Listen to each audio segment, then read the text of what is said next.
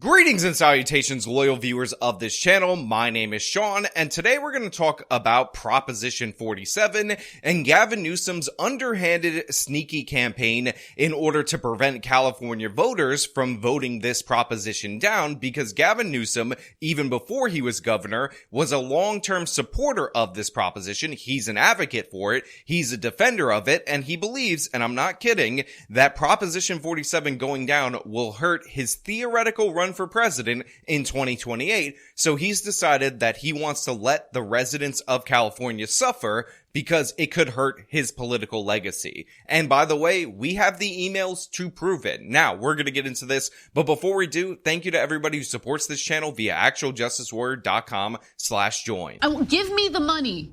Give me the money.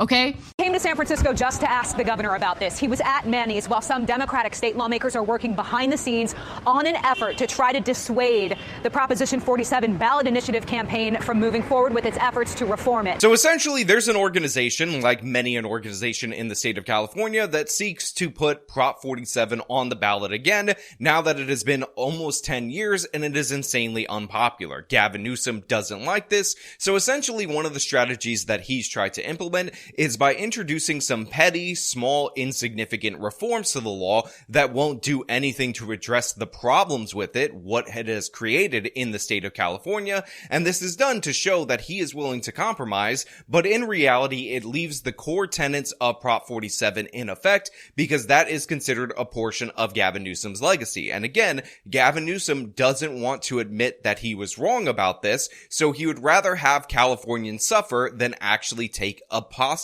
political L, even though I believe that if he came out and said things have changed, then he would actually be all the better for it. But again, this is Gavin Newsom trying not to be made fun of, thinking about his presidential prospects, while ignoring the problems with this proposition since it's been in effect back in 2015. Are you in the legislature trying to negotiate the potential repeal of Prop 47 off the ballot? So there's a lot of moving parts, a lot of negotiations concurrently happening, parallel, so among many of them, Prop 47 is included. Are you all just not confident that if it hits the ballot that voters will approve it? It's just, I don't think there's a need to have it on the ballot. Now I have to give credit to the local media for chasing down Gavin Newsom in San Francisco, where Proposition 47 has created a lot of different various issues in that specific part of California, and his answers are absolutely nonsensical and ridiculous. He is doing everything and anything in order to keep it off the ballot because the guy is an absolute scumbag, and again, he's thinking more about his personal legacy rather than the actual consequences that everyday Californians are actually facing. Why have something on the ballot that doesn't actually achieve the goals that are intended? Why do something that can't be done legislatively with more flexibility? I think it's a better approach to governing. So you'll sign a legislation that might carry those inoperable clauses? I will not tell you what I'm going to sign until it lands on my desk, because it's a process that's constantly evolving. But as you know well, better than most, we initiated and launched a package of bills working in partnership with both houses of the legislature that have been fantastic in terms of addressing the legitimate concerns that we've been highlighting for years now. So right there, Gavin Newsom is talking about how, the proposition system, the ballot initiatives, they're very inflexible, it's hard to implement, it creates problems, and in reality, you should rely on the legislature in order to deal with this because they have more flexibility. Now, this would be an interesting argument, an interesting sentiment, if not for the fact that he is defending a proposition that was a ballot initiative that has proven to be inflexible for residents of the state of California, and that's the whole root of the problem. But what I find amazing about this is that Gavin Newsom's package of bills all have triggers that basically make them inoperable if they were to get this Proposition 47 repeal onto the ballot and have it end up passing. So essentially what Gavin is trying to do is extort residents of California who are likely to sign this petition by saying, hey, look, that petition may fail in the future because the ballot initiative may not pass. So right now we're going to pass some laws that do a little bit, but guess what? As soon as you get that up there, it's out of here. It's gone. Forget about it. It's over because I'm Gavin Newsom and I care more about my presidential prospects than, actually protecting residents of California. Now, lawmakers we know are trying to add inoperability clauses to some bills that already are trying to crack down on retail theft and other crimes. But those clauses mean that if voters approve the initiative to reform Proposition Proposition 47, those proposed laws would not go into effect. Democrats say this is to avoid inconsistencies in the law, while Republicans say it's a poison pill. And if you don't believe that this is the case, that this is just a tactic to preserve Gavin Newsom's legacy,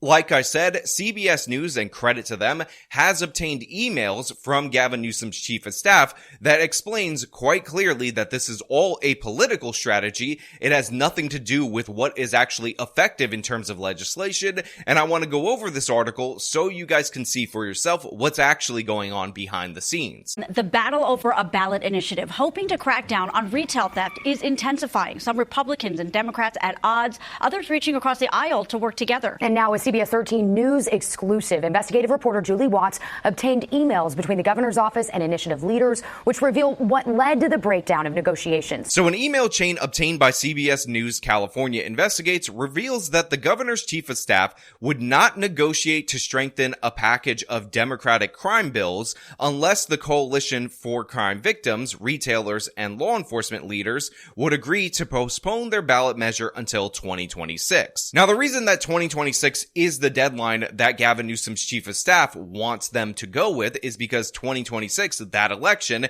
Gavin Newsom will not be on the ballot. He will be termed out as governor. Therefore, this will be the perfect time for them to do something that repeals a legacy of Gavin Newsom. Again, this is not about concern about the victims. This is not about a policy issue or anything like that. This is specifically Gavin Newsom trying to postpone the ending and destruction of part of his legacy that he's advocated for 10 years before he was even the governor from taking effect until after he's gone. So he could throw his hands up and say, hey, look, they did that. It was not something that I was in favor of. They didn't vote against me because I wasn't really on the ballot in that instance. It's not a rebuke of my legacy. Vote for me for president in 2028. That's what he's being concerned about right now. Hey guys, leaked emails make it clear that the governor's office does not want Californians voting on a retail theft, crime, and homelessness proposition on the November ballot. His chief of staff made it clear she did not want to negotiate a package of crime bills that Democratic leadership are pushing through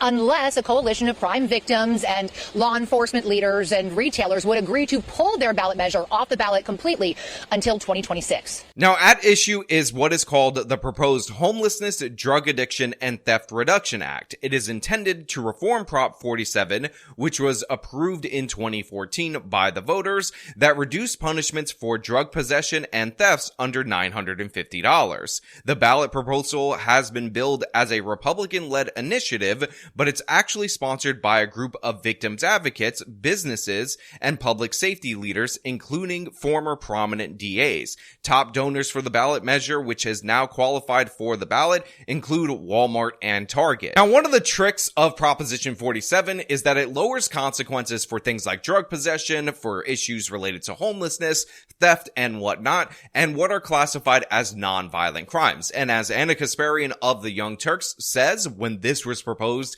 way back in 2014, this is something that she voted for. But then came Prop 47, which slashed penalties for drug possession altogether. And look, I admit that sounds real good on the surface, which is why I myself voted for Prop 47. But it also took away a powerful incentive for addicts to receive rehabilitative services. However, and this is absolutely crucial, they ended up changing the definition of what was a violent crime after this initiative went into effect. So it ended up protecting a bunch of things that people like Anna, who were in favor of some criminal justice reform, didn't expect. And this is why so many Californians have turned against it. Not only were violent felonies reclassified as non-violent misdemeanors, something voters did not know would happen, but it served as a catalyst for open air drug markets, public drug use, and record numbers of overdose deaths in the state.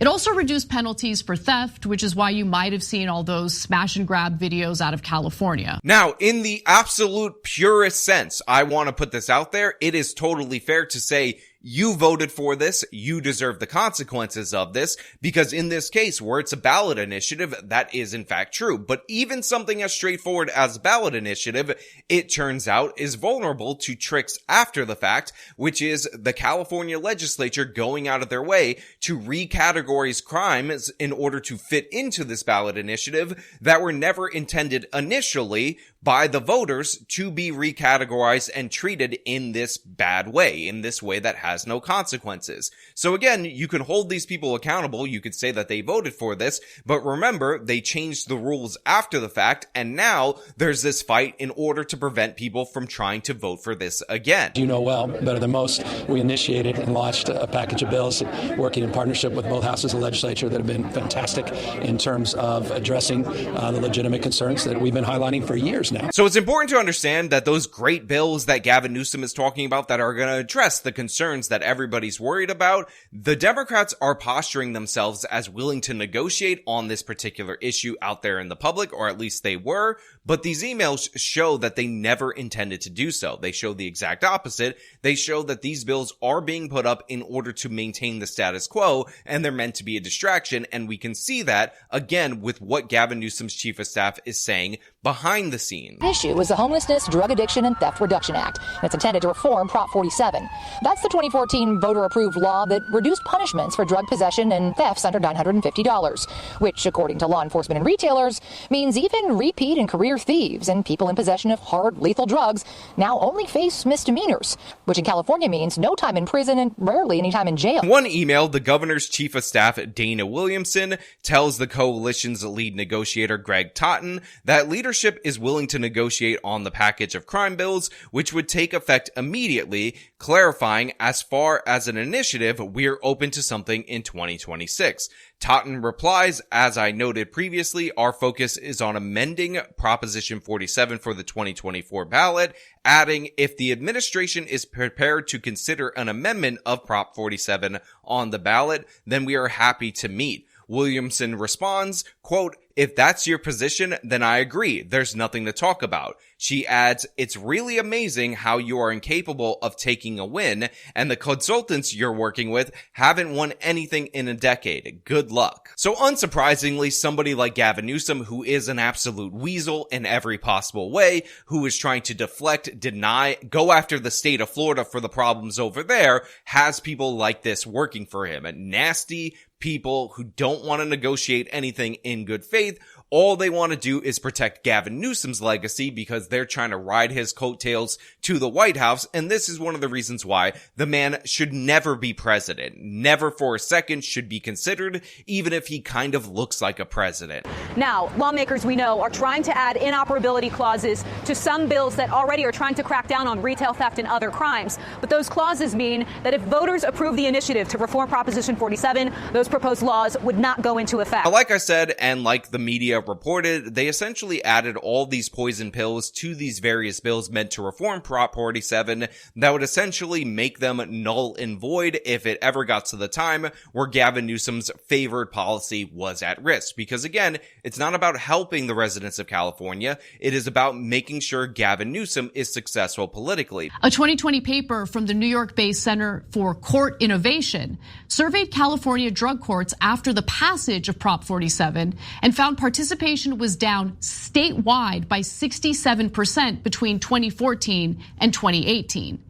This impact is seen in nearly every county in California. Now, while it is very important to understand that Proposition 47 has a lot of impact on theft cases, it lets a lot of repeat offenders out over and over again through the reduction of consequences, there's another less talked about aspect of it, and that is its impact on the open-air drug markets that we see across California. Because you see, California was actually one of the first states to implement what are called drug courts, and drug courts essentially get addicts into this diversion program where they end up having to seek rehabilitation, and they can essentially neutralize criminal consequences in order to prevent themselves from going to prison as long as they stay clean, as long as they get tested regularly, and that ultimately ends up leading to more positive results, or at least that's what the data showed pre-Prop 47. But the thing is, we have new data on what happened post this, because under Prop 47, a lot of different drug crimes and drug possessions were reduced to the level where they have almost no consequences, and because of that, all of the leverage that the drug courts had is null and void, because if you go into a court system and they say, hey, look, you're going to go on this path to rehabilitate yourself, it's a path to success, you're going to have to better your life, or we're going to send you to prison, a lot of people choose the rehabilitation. They choose to try to make themselves better rather than going to prison. However, post Prop 47, the negotiation goes like this. Okay, we want you to go into rehab. We want you to better yourself. We want you to go through this long and arduous process of getting off of these opioids that you're addicted to, or you can walk right out of the courtroom right now and continue to use on the streets with no consequences. Now, obviously, when you give addicts an easy choice to keep using drugs, they're going to take that easy choice and keep using drugs. And that's exactly what happened. And we've seen since 2015, which is when this law actually went into effect. Remember, it was passed by ballot initiative in 2014. Participation in drug courts, if you're lucky, if you're in a positive county, has gone down by about half, if not more so. And in fact, this is true in almost every county in the state of California. And this is while we're also experiencing the opioid epidemic. So we have more addicts on the streets, more people addicted to serious drugs, more overdoses and all of that. But we have less people being put into these rehabilitation programs. And that is because the state of California, local prosecutors, have absolutely no leverage to do so. Even repeat and career thieves and people in possession of hard, lethal drugs now only face misdemeanors, which in California means no time in prison and rarely any time in jail.